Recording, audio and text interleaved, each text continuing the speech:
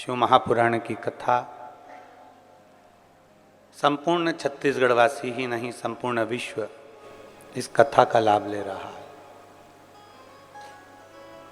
कौटि कौटि पुण्य हमारे और आपके प्रबल हुए हैं, जिससे आप और हम सभी मिलकर भगवान शिव की अविरल कथा का लाभ ले रहे हैं। कल 2 अगस्त को पवित्र श्रावण महीने की शिवरात्रि का उत्सव मनाया।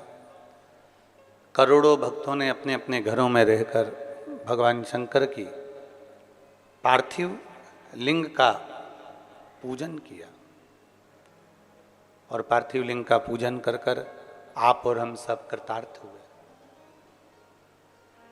एक छोटा सा पुण्य, एक छोटा सा सत्कर्म यदि हमारे जीवन में हो जाए तो ये मानकर चलें कि कहीं ना कहीं प्रभु कृपा से हम केवल एक कुल को या एक पीढ़ी को नहीं, हमारी 71 पीढ़ियों को पार उतार देते हैं। ऐसा पुण्य हमारे खाते में आ ही जाता है।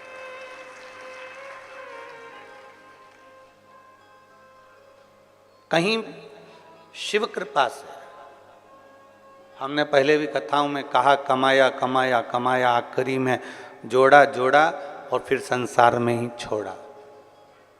उसका भोग हमने नहीं किया, उस भोग से हम वंचित रहे। पर कमाने के बाद यदि कहीं आप और हम कहीं अच्छी जगह पर पहुंच जाएं, अच्छी जगह बैठ जाएं, तो ये समझिए कि ये कहीं हमारे पूर्वजों का, हमारे माता पिता की पुण्याई है। एक आप लोगों ने देखा होगा, जितने भी श्रोता भाई बहन आस्था चैनल पर कथा सुन रहे हैं, फेसबुक यूट्यूब पर कथा श्रवण कर रहे हैं, आप लोगों की स्मरण में होगा कि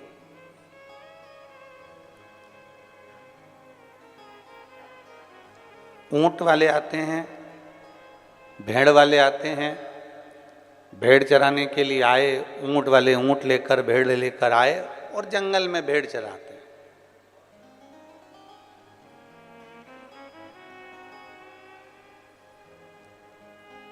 ऊंट वाले ऊंट लेकर आए हैं, भेड़ वाले भेड़ लेकर आए हैं और वो जंगल में चला रहे हैं।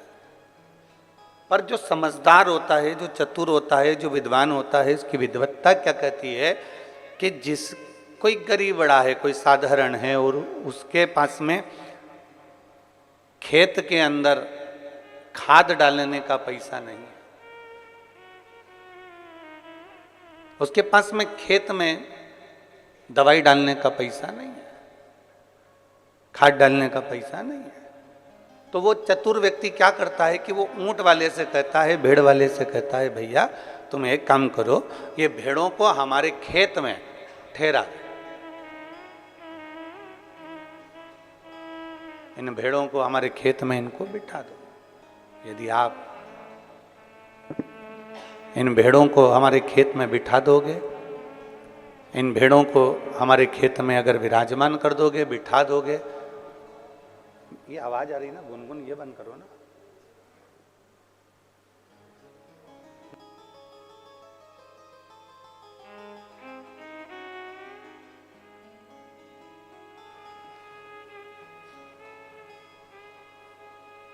इन भेड़ों को आप हमारे खेत में बिठा दीजिए, इन भेड़ों को आप हमारे खेत में थोड़ा रात्रि भर के लिए बिठा दो।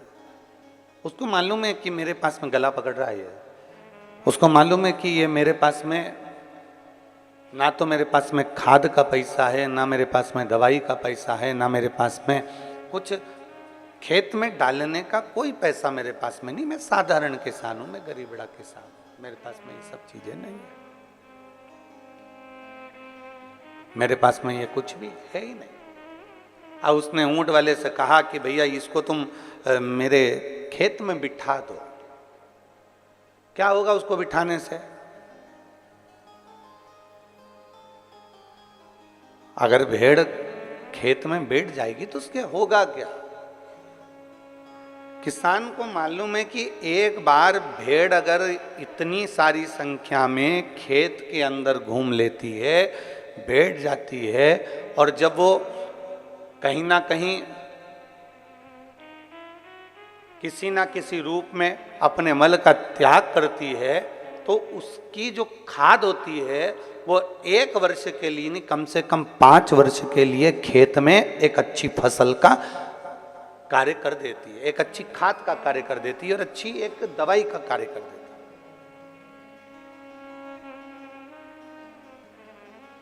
किसान को मालूम है कि मेरे पास में इतना धन नहीं है, किसान को मालूम है कि मेरे पास में इतना पैसा नहीं है। उसने एक ही काम करा कि इन भेड़ों को मेरे खेत में बिठा दो, वो बैठ जाएगी ना तो बस उतने में मेरा काम हो जाएगा और मेरा 5 साल तक अच्छा चल जाएगा, केवल बैठने से। और यही शिव महापुराण की कथा कह रही है कि आपको मालूम है कि हमारे पास में धन नहीं, दौलत नहीं, संपदा नहीं, वैभव नहीं, सत्ता नहीं, हमारे पास में कुछ भी नहीं है, मान लो हमारे पास कुछ है ही नहीं। शिव महापुराण की कथा में वेद व्यास जी कहते हैं तो एक काम करो, जैसे किसान भेड़ को अपने खेत में बिठा लेता है तो 5 साल तक उसे खाद डालने की जरूरत नहीं पड़ती, 5 साल तक उसे दवाई देने की जरूरत नहीं पड़ती, खेत में फसल अच्छी होती है। उसी तरह जो एक बार शिव महापुराण की कथा में जाकर बैठ जाता है, उसके 5 साल तक उसको सोचना नहीं पड़ता, उसके जीवन का एक आनंद अपने आप उसकी अग्रणता में आता चलेगा।